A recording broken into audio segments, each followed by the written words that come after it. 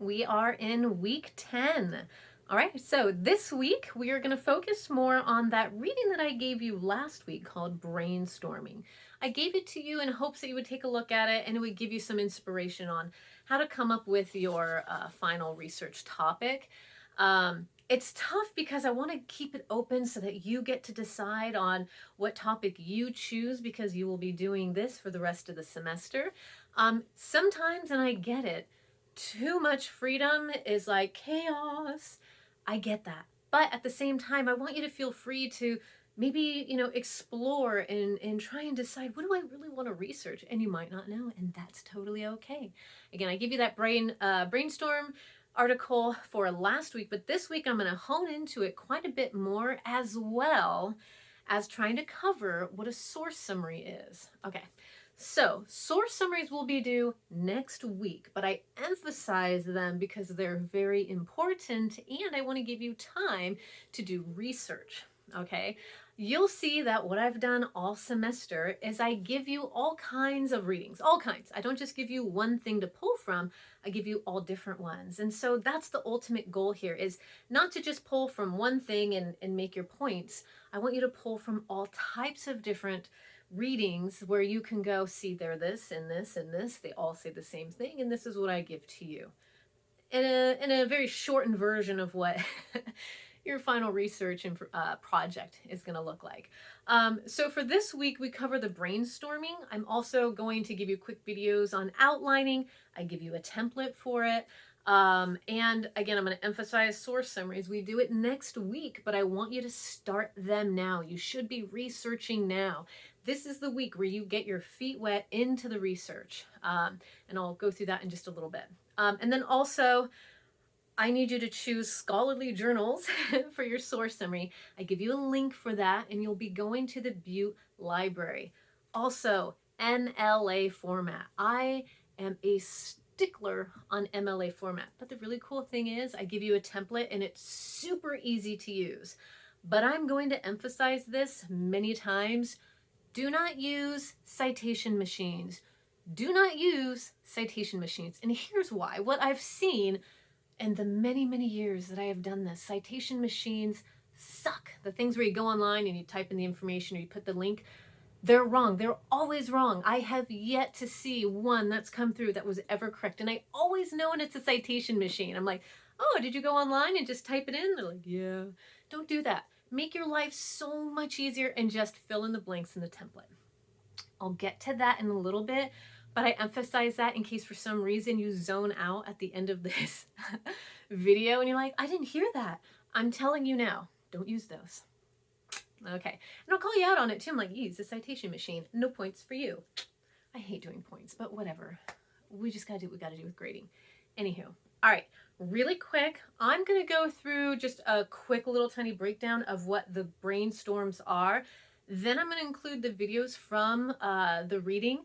I keep them into the Canvas so you can access them anytime. You don't have to go through the whole play pause it thing. And then I'm gonna go through outlining. So really quick, let's go into brainstorming. Free writing, that's the first and foremost. Free writing is really just, for me, kind of where I might start. Let's see here. With free writing, you can kind of just start writing your paper and just go free form and see where it takes you and see if something generates within that. You can try the free writing because it gives you, like, give yourself like 11 minutes of just writing what's on your brain. I noticed that on some of your narratives, you just did a free write. Totally fine, because you went back, you revised it, and then you kind of helped yourself, organize your ideas. Okay, so again, as you're trying to develop ideas, you can do this quick free write, give yourself 11 minutes with all the information that you think you might know, and then stop and look at it and go, okay, what kind of ideas am I coming up with? That is up to you. Okay. You also, and this is how we will do it in the outline, is breaking down topic into levels. I keep throwing back, week six, where I did that big whole thing about, can we love nature the same way we love God and country? Okay. The idea there was for you to kind of see, like, I had this idea and then I kept breaking them down into subtopics until I came to my final question. I was like, oh, shoot, that's how that works. So again, go to the brainstorming reading. It's going to give you a lot more detail. You can practice any of these that feel like they will work for you. This is not a, you must do it this way. We all do things differently. You have to choose the thing that works for you. And what works for you today might not work for you tomorrow. So we understand that. I love making lists and I love bullet points, and you can see that in my notes that I give to you. You might want to take, put down the general topic, maybe, one or more words from your particular, idea or your claim.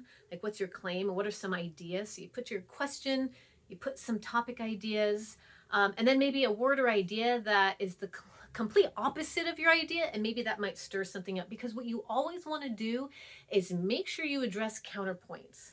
All right, always play devil's advocate. Someone's going to give you some information, go back and, maybe find a way to go, I know someone's going to say this, so this is how I will research to make sure I cover that point. Okay, argumentative papers is what that really refers to, but I just want you to know when you're doing your research to pay attention to that kind of thing. Always think of what someone might, counter argue, and then you'll have your points to make sure you cover that. So that's just, something that I would consider doing as you're breaking down your research paper. 3 perspectives. Make sure that you, as you're trying to figure out your idea, maybe you don't really know what your question is wholly, you kind of have an idea. Describe what it is that you want to know. Like, it doesn't have to be beautiful and perfect. Just start describing. Again, that kind of includes a little bit of that free writing. Like, this is what I'm thinking and I don't know what to do with this, blah, blah, blah. All right. So describe what your topic or your subject is in detail. What is it? What are the components? What are the pieces to it? What's interesting or what distinguishes, this particular topic from other topics? Are there puzzles to it? Are there things that we're still trying to figure out about it? Because that might be something you can research. Distinguish your subject from those that are similar to it. So you might have someone who has maybe a very similar comment, question, or concern. You can address that. Okay? All right.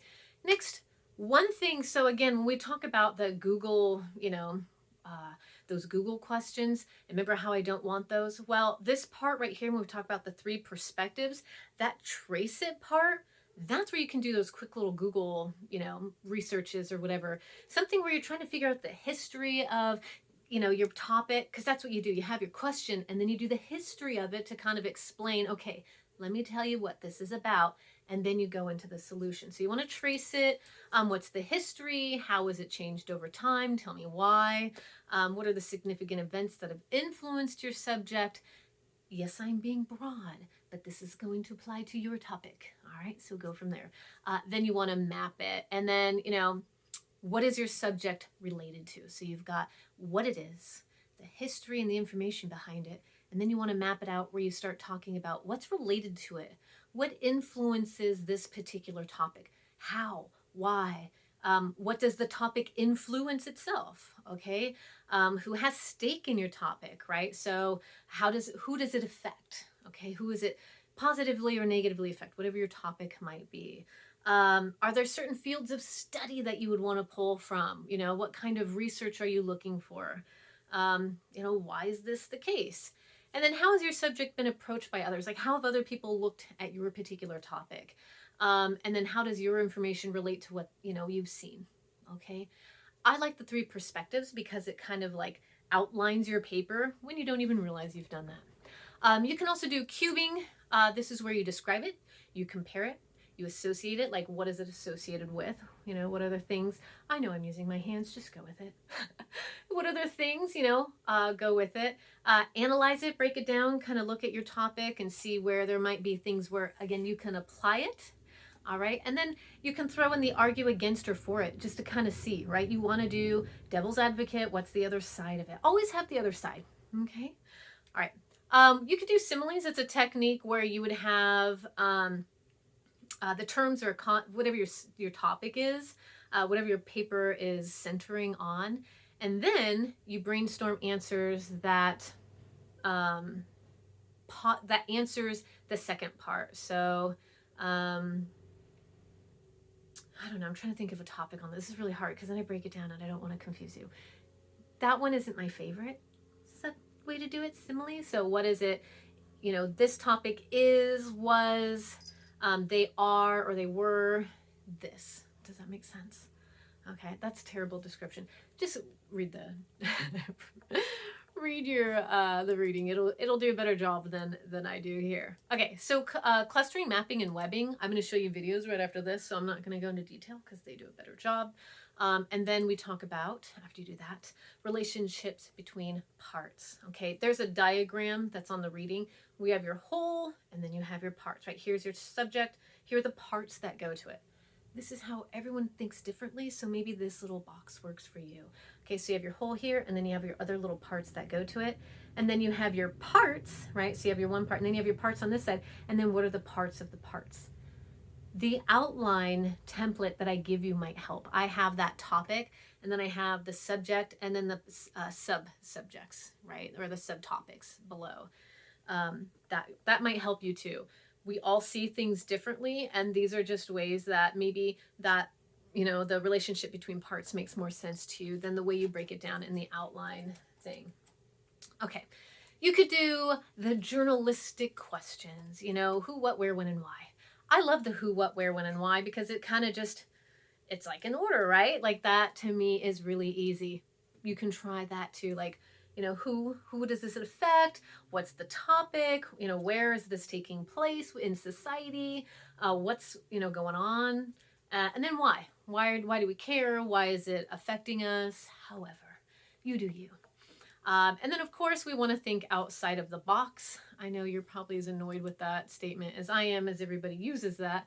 But how might there be a different view? Remember I said I don't want to do abortion or gun control or marijuana because I just cannot with those topics anymore? Maybe if you think outside the box and you're like, well, what if I approach the idea from this point of view or whatever? Maybe that'll work for you. I'd rather you not use those topics. It just doesn't work out from what I'm seeing. You could try it, but it doesn't really work for me.